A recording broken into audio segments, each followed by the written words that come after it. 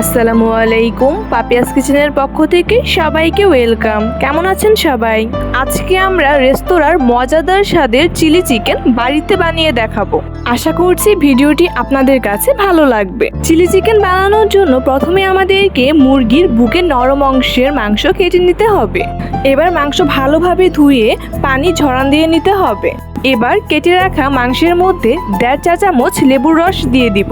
এবার দেব 1 চা চামচ আদা বাটা, 1 চা চামচ রসুন বাটা, 1 চা চামচ লবণ বা পরিমাণ মতো লবণ, 1 চা চামচ হলুদের ফাঁকি, 1 চা চামচ মরিচের ফাঁকি, 1 চা চামচ সাদা গোলমরিচের গুঁড়া, কালোটাও ইউজ করা যাবে। রুম টেম্পারেচারে রাখা একটা ডিম, 1.5 থেকে 2 টেবিল চামচ কর্নফ্লাওয়ার ও 1 টেবিল চামচ ময়দা। এবার ভালোভাবে সবগুলো উপাদানকে একসাথে মাখিয়ে নিতে হবে। এবার দিয়ে দিব 1 টেবিল চামচ রান্নার সাদা তেল। এবার এটাকে ভালোভাবে মাখিয়ে 20 থেকে 30 মিনিট ম্যারিনেট করে রেখে দিব। এবার সবগুলো সস একসাথে করে একটা সস বানিয়ে নিব।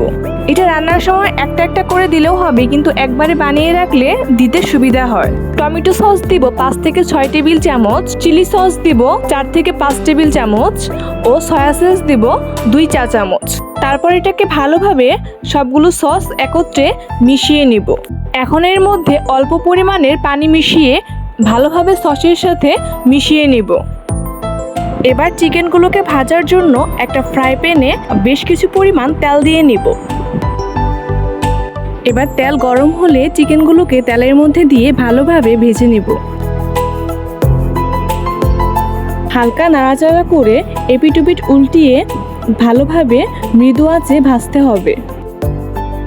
এরকম রং পরিবর্তন হয়ে বাদামি রং আসলে এবার চিকেনগুলো ভাজা হয়ে গেছে, আমরা এগুলোকে একে একে তুলে নিব। এবার ওই অবশিষ্ট তেলের মধ্যে আমরা রান্না করে নিব। প্রথমেই দিব রসুন কুচি ও আদা কুচি। আদা কুচি না থাকলে আমরা আদা পেস্টও ব্যবহার করতে পারবো। 1 চা চামচ আদা পেস্ট ব্যবহার করতে হবে।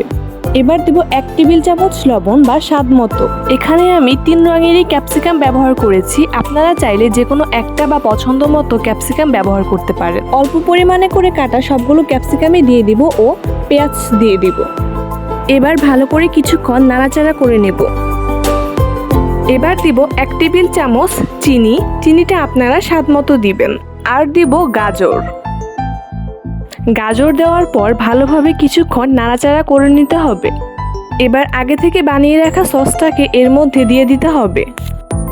সসটা দেওয়ার পর একটু জাল আসলে তারপর আমাদেরকে চিকেনগুলো দিয়ে দিতে হবে। চিকেনের সাথে আমি একটা তেজপাতা ও 2টি এলাচ দিয়েছি যাতে একটু স্মেল আসে। আপনারা যদি একটু ঝোল রাখতে চান তাহলে অল্প পরিমাণে একটু পানি মেশাবেন। আমরা সসের সাথে যে পানিটা দিয়েছি তাতেই একদম পারফেক্টলি কুক হবে। 4-5 মিনিট অল্প আঁচে ঢেকে দিব। আমাদের চিলি চিকেন বা চিকেন সিজলিং একদম কমপ্লিট। এবার নামিয়ে পরিবেশন করলেই হয়ে যাবে। এই চিলি চিকেন ফ্রাইড রাইস বা রুটি পরোটার সাথে খেতে খুবই মজাদার। এবার এর উপর দিয়ে কিছু ধনিয়া পাতা ছিটিয়ে পরিবেশন করে নেব। আমাদের আজকের চিকেন সিজলিং বা চিলি চিকেনের ভিডিওটি ভালো লাগলে অবশ্যই চ্যানেলটি লাইক, কমেন্ট ও সাবস্ক্রাইব করবেন। ধন্যবাদ।